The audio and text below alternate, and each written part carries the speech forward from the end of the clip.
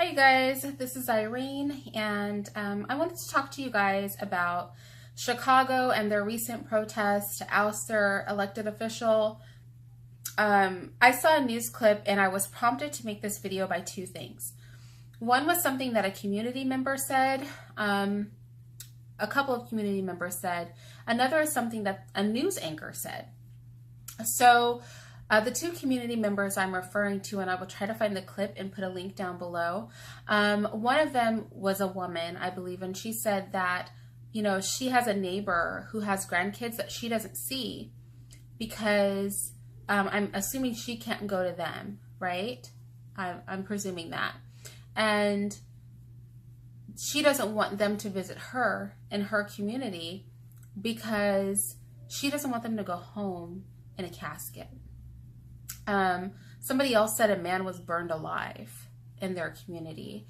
And another man, it might have been the same one, speaking of the man that was burned alive, was saying that everybody doesn't hate Trump there. They really just want to work with the authorities to get them in there to remove the criminals.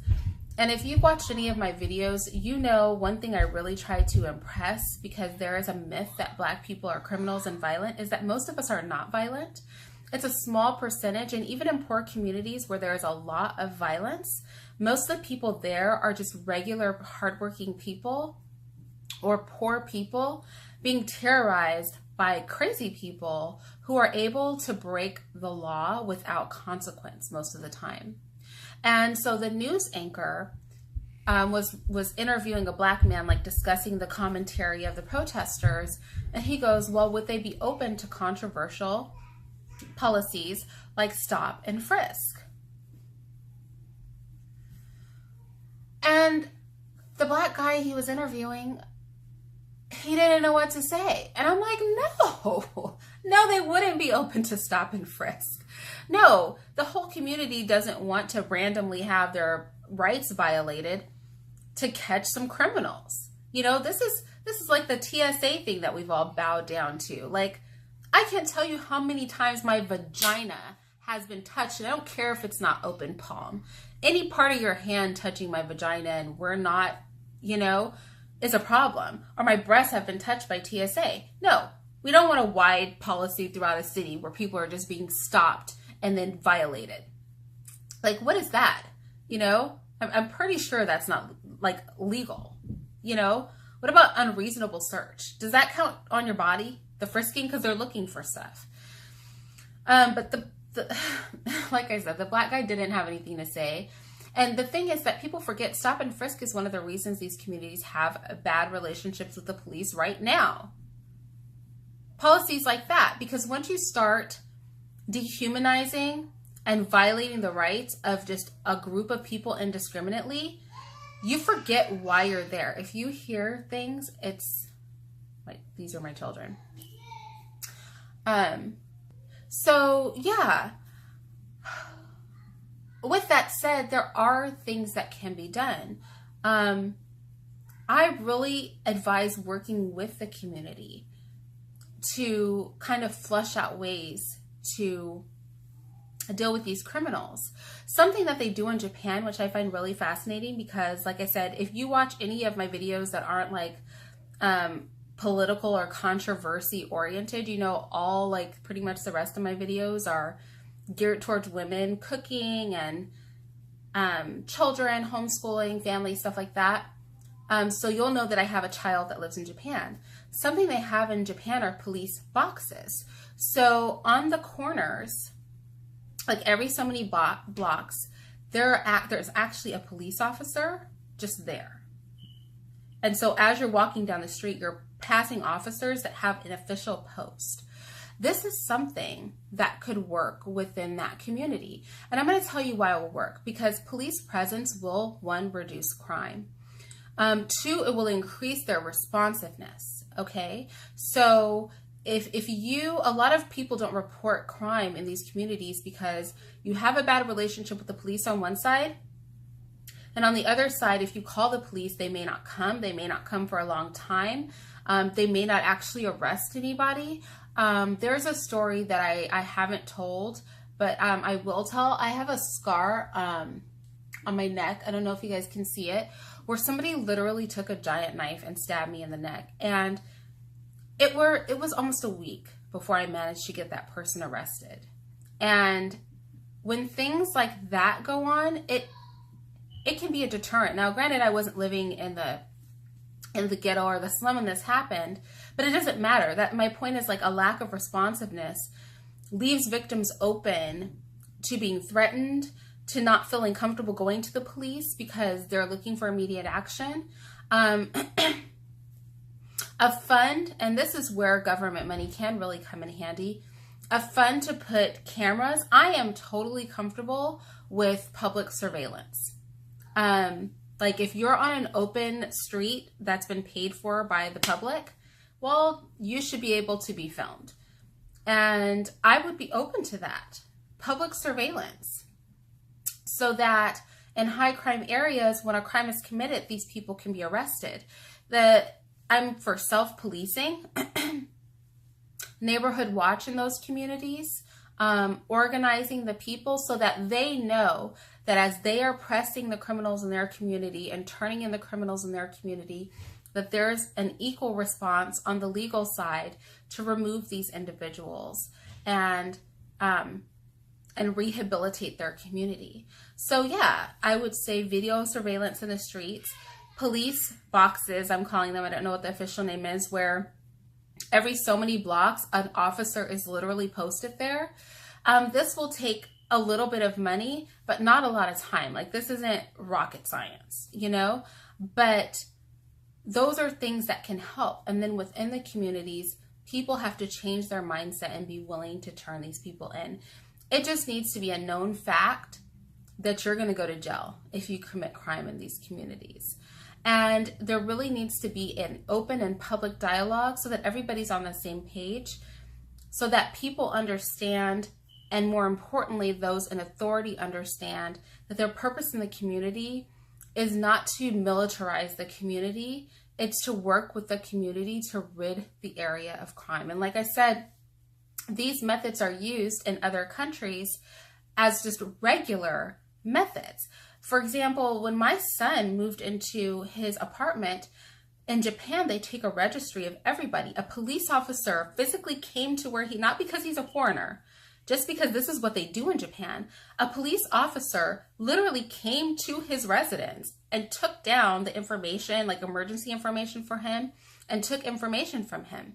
So this is not about militarizing anything. It's about, and mind you, Japan has a very low crime rate, right? It's about creating a presence, right? Where people understand and know that there's a partnership going on here, but more importantly, where criminals understand and know this is not a game anymore. You've got to move on. You got to kick rocks. You can't be here, you know? And I think creative new strategies are needed. New strategies, not stop and frisk, not violating people's rights, but new strategies. Yeah, you know, you could do things. I love that the police, I just thought that was crazy when he told me that, but door to door, the police door knocking. Hi, I'm Officer so-and-so. I'm in box 32B over on 4th and Market. You know, if you have any issues, you know that we have an officer posted there 24 hours a day. This is the number to that local box. Or, you know, maybe they can have like city provided cell phones where they just trade off the phone depending on who's on shift. And they're making those rounds. And who knows what criminals you'll catch making your rounds. Do you know what I mean? That is a creative strategy. So just to make it more comprehensive, because I know my thoughts are like coming to me as I'm talking to you guys, putting in surveillance, which my mom and I worked on doing surveillance on her cul-de-sac, and that is actually not super expensive to put in the surveillance. There are inexpensive ways to do that, and if you can get the property owners to agree, you know, it's just a few $1,000s for every, you know, 5 or 6 buildings. And to have that feed go back to the The officers themselves are a live feed that they can follow like digitally, because you know how surveillance has come pretty far where you can just see that on your phone, so that we don't have to outfit these boxes with too much technology. Like I said, the officers carrying phones that are specifically for the citizens to be able to reach them. When those boxes are set up every so many blocks, that the officers that are going to be there, now this doesn't take the place of regular patrol. Do you know what I mean? These are just all a constant police presence.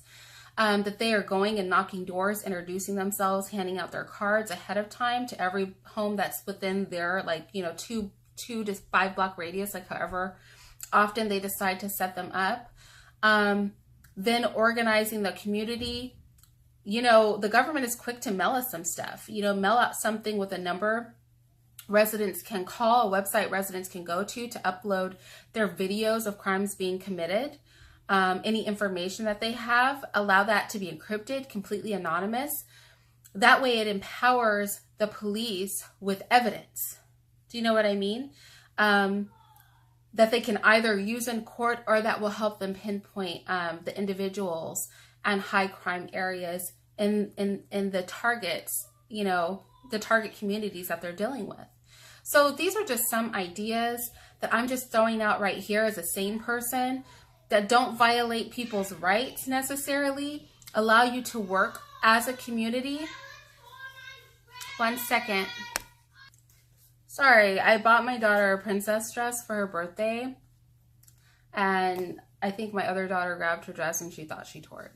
So with that said, real life awaits, but I just want to say that there are creative strategies that we can use. We can definitely take pages, like I'm stealing a lot of my ideas from what they do in Japan and modifying them for here in the States, that don't violate people's rights and treat them inhumanely, and that allow people to feel that they are working in a partnership and coalition with law enforcement, and not just, you know, being violated by, not part of the group that's under scrutiny of law enforcement, you know, and really also help law enforcement view these people, in the case of those that don't, as human beings who are working with them, you know, so that they are not looking at every potential person as a threat, that they know that they're heavily supported in their community.